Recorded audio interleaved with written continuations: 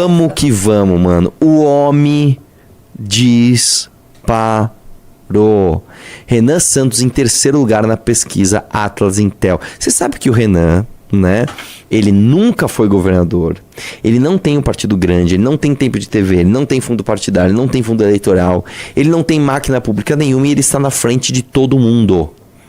Ele está na frente. Lembra um tempo atrás? Pô, Arthur, o Renan não tá disparando. Calma! Oh! Ele está na frente do Eduardo Leite, ele está na frente, né, do Ratinho, que desistiu agora. Ele está na frente do Zema, ele está na frente do Caiado, ele está na frente do Aldo Rebelo. E aí? Vamos lá. Chama atenção a expressiva parcela de intenção de voto do pré-candidato do Missão entre os eleitores de 16 a 24 anos, que são justamente os eleitores que vão ficar mais tempo votando, não é mesmo? Você entende como o nosso projeto é de longo prazo? Você entende como nossa estratégia ela é diferenciada? Escuta o que a gente está fazendo, cara. Não é uma coisa imediatista. Às vezes você olha os likes, né, sei lá, de algum bolsonarista retardado no Instagram, fala, meu, os caras são gigantes, meu. É, um monte de velho bobo, burro, alucinado, sendo enganado por esses caras. A nossa estratégia não é essa.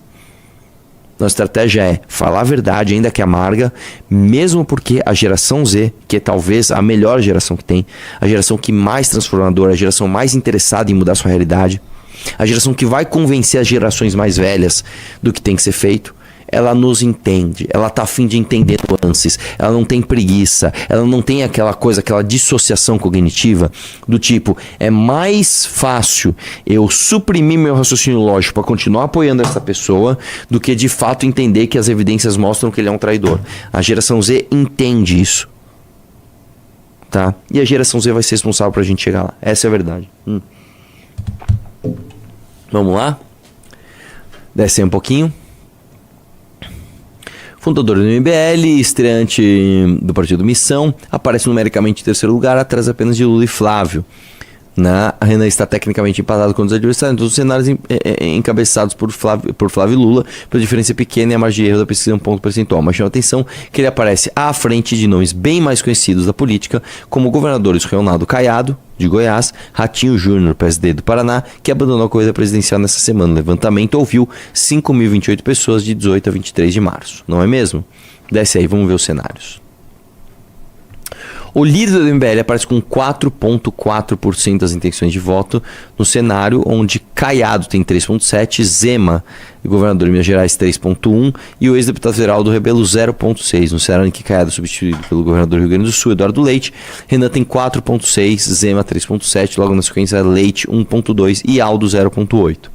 Renan aparece em terceiro lugar, mesmo no cenário com Ratinho, que é considerado o pré-candidato mais forte da terceira via e deixou a corrida nessa semana de forma inesperada.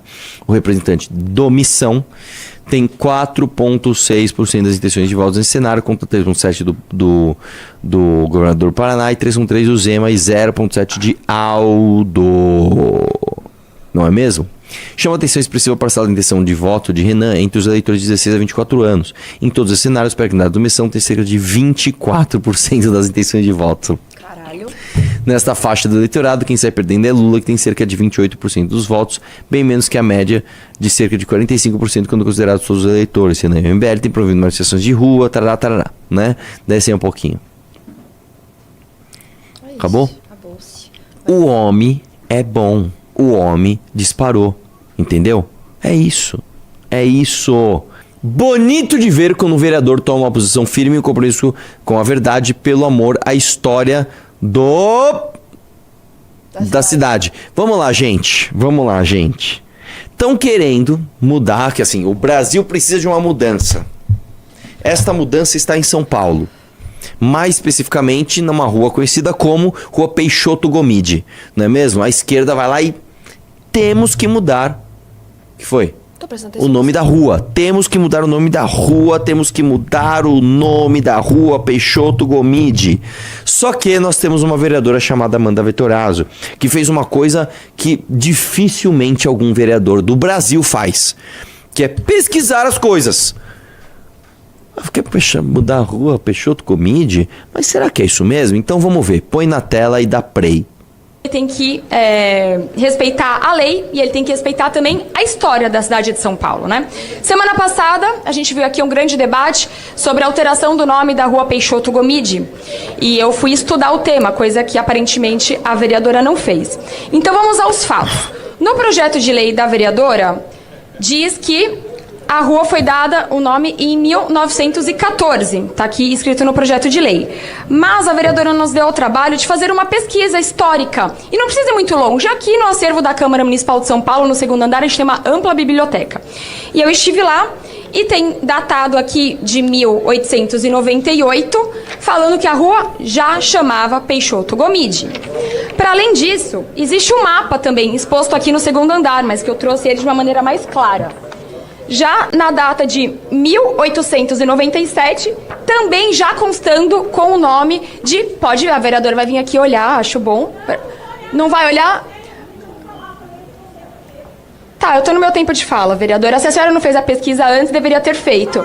Tá? Porque tá aqui, ó. Da data de 1897... Primeiro, muito diferente, seu projeto é escrito 1914. Mas vamos aos fatos. O que a vereadora também não trouxe é que eles eram homônimos. O que isso significa? Que o pai de Peixoto Gomide, que assassinou, sim, a Sofia, também chamava Peixoto Gomide.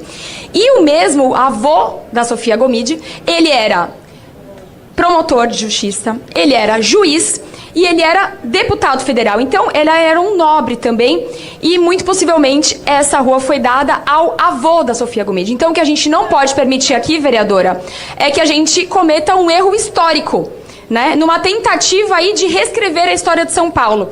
Mesmo porque, tem outro ponto aqui que merece atenção, quando são homônimos, o que acontece? Isso daqui também é lei.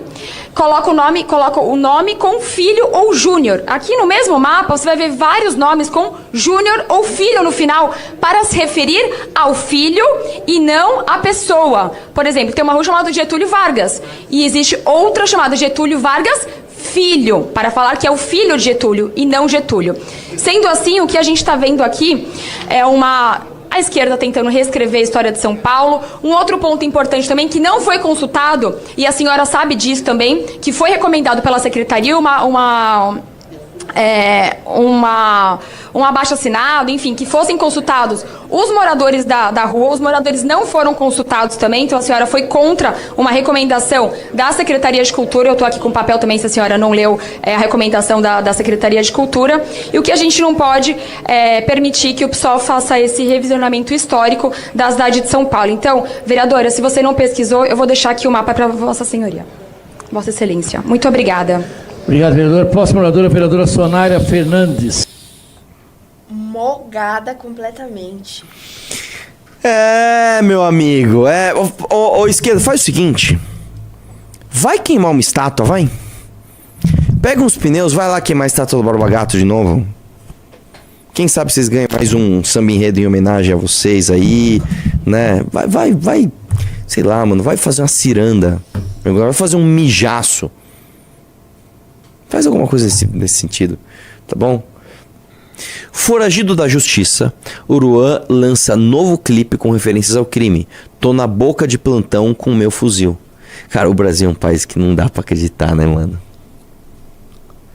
Eu falei isso no dia que eles acabaram com a liminar de liberdade por Uruan. Como é que você acaba com a liminar que dava liberdade pro filho do Marcinho VP, para um dos maiores chefes do Comando Vermelho, e você não faz uma operação policial imediata? Tipo assim, a liminar pra cá e já vai buscar o cara. Como é que vocês dão a chance de, avisar ele, ô Uruan, onde quer que você esteja, escuta só, tua liminar caiu, viu?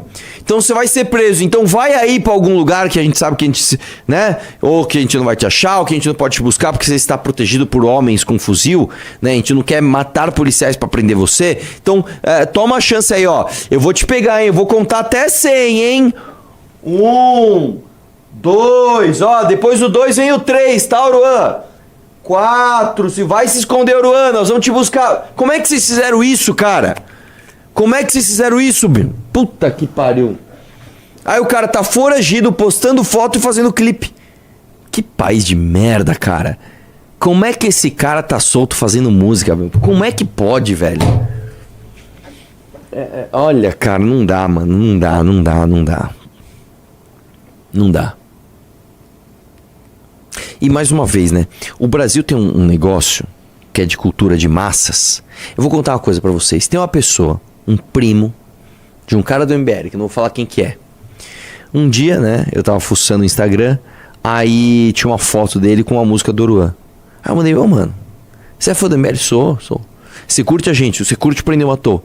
Tem uma foto sua com a música do Oruan. Ele, tem uma foto minha com a música do Oruan. Aí ele foi buscar, ele nem sabia que a música era do Oruan. Ele sabe quando você põe no Instagram e põe uma música X assim?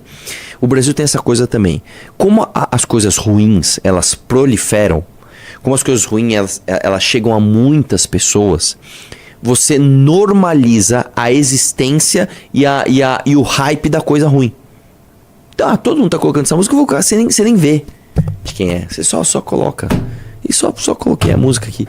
Aí quando eu falo, puta, não, vou deletar e tal.